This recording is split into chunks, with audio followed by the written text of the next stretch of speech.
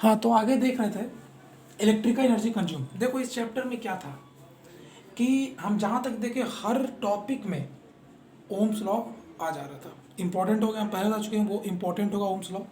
दूसरा है work done, भी बहुत इंपॉर्टेंट है। तो देखते हैं इसमें इलेक्ट्रिकल एनर्जी कंज्यूम का। देखो इसमें दोनों टॉपिक कवर हो जाएगा। एक तो क्या इलेक्ट्रिकल एनर्जी कंज्यूम का क्या होगा, और दूसरा वर्क डन का फॉर्मूला, दो तीन जो है। तो देखो इलेक्ट्रिकल एनर्जी कंज्यूम जो हम बताए थे उसमें भी बताया कि इलेक्ट्रिकल एनर्जी जितना कंज्यूम होगा, मतलब जितना काम हो रहा है इलेक्ट्रिकल चार्ज की वजह से, उतना ही होगा इलेक्ट्रिकल एनर्जी कंज्यूम।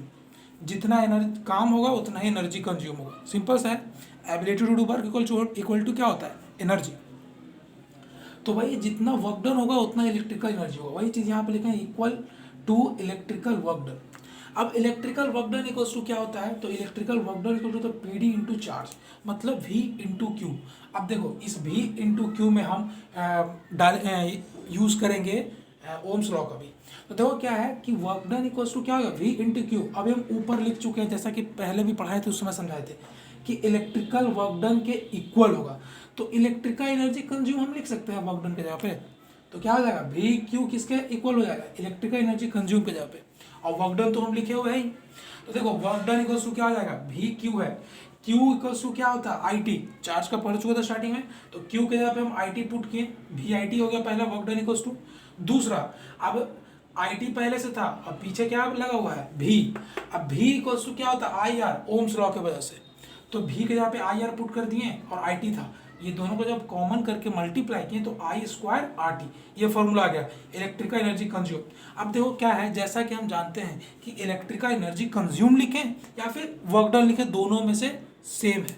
ठीक है, तो यहाँ पर देखो वर्क डन का क्या क्या फॉर्मूला आएगा। सबसे पहले क्या जाएगा, इलेक्ट्रिकल एनर्जी कंज्यूम बोलो या फिर वर्क डन बोलो, एक ही चीज़ है। तो सबसे पहले क्या आ गया, ये वाला फॉर्मूला आ गया।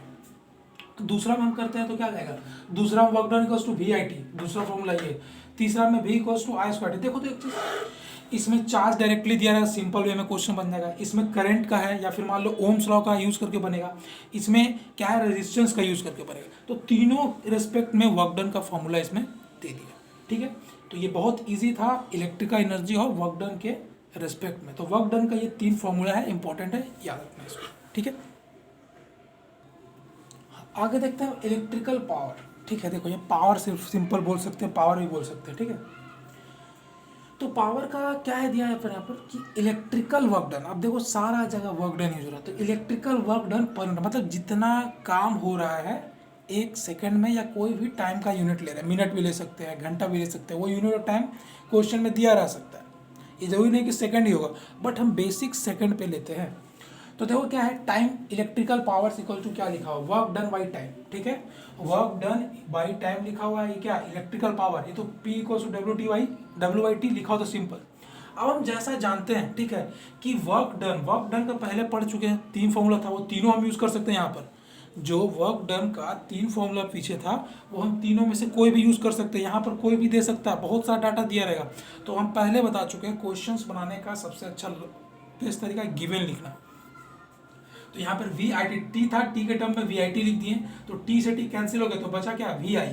तो पहला फॉर्मूला पी का क्या निकल गया, पी इक्वल्स टू वी आई निकला। अब यहाँ पे भी है या आई है, तो हम ओम्स लॉ से कुछ भी पुट कर सकते हैं। ठीक है, आई की जगह पर वी वाई आर भी पुट कर सकते थे, और V equals to I R भी। तो सिंपली वी आई है, तो यहाँ पर आई आर पुट किए, आई आर इंटू आई क्या हो जाएगा, आई स्क्वायर आर। तो पी का दूसरा फॉर्मूला क्या हो गया, वी आई से आई स्क्वायर आर। तो पावर का एक देखो तीन फॉर्मूला आ गया पावर का, वर्क डन बाई टाइम पहला फॉर्मूला सिंपल में जो होगा, दूसरा पावर इक्वल्स टू वी आई दूसरा फॉर्मूला हो गया, एक ये और तीसरा आई स्क्वायर आर। ठीक है, ये तीसरा होगा, एक दो तीन टिक लगा दिए, एक दो तीन फॉर्मूला इसका भी था, वर्क डन का भी तीन फॉर्मूला। तो देखो वर्क डन का यूज करके कैसे तीन तीन फॉर्मूला चार चार फॉर्मूला निकल जाता है। ठीक है, तो एक हो गया P equals to W by T, दूसरा हो गया वी आई और तीसरा हो गया आई स्क्वायर आर। अब हम चलते हैं हीटिंग इफेक्ट में।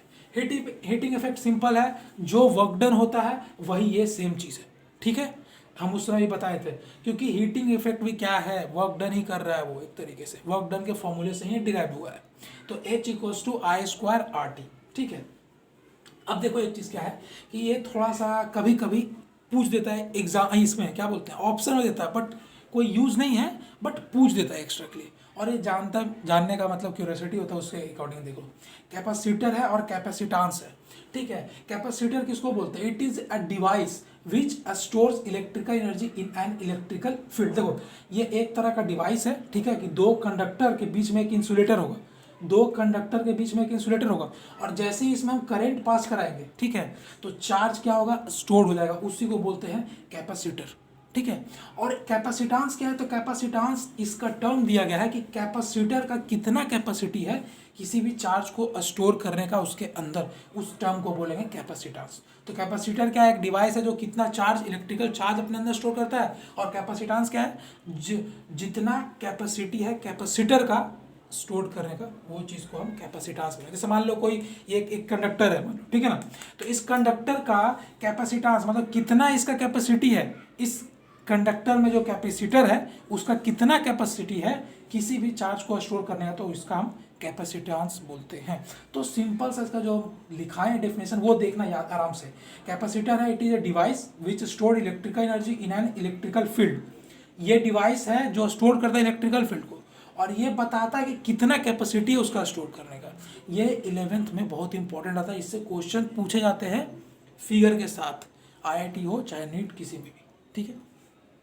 तो ये क्रैश कोर्स था, इतना सिंपल था, और क्वेश्चंस हम दिए हैं फॉर्मुलेटेड क्वेश्चंस, वो भी देख लेना जो अभी शायद अपलोड नहीं हुआ है। और हाँ, देखना ज़रूर, क्वेश्चंस बनाने का कोशिश ज़रूर करो, ठीक है, क्योंकि अगर मान लो 10 फॉर्मूला है 10 क्वेश्चन तो मिनिमम बन ही सकता है, ठीक है।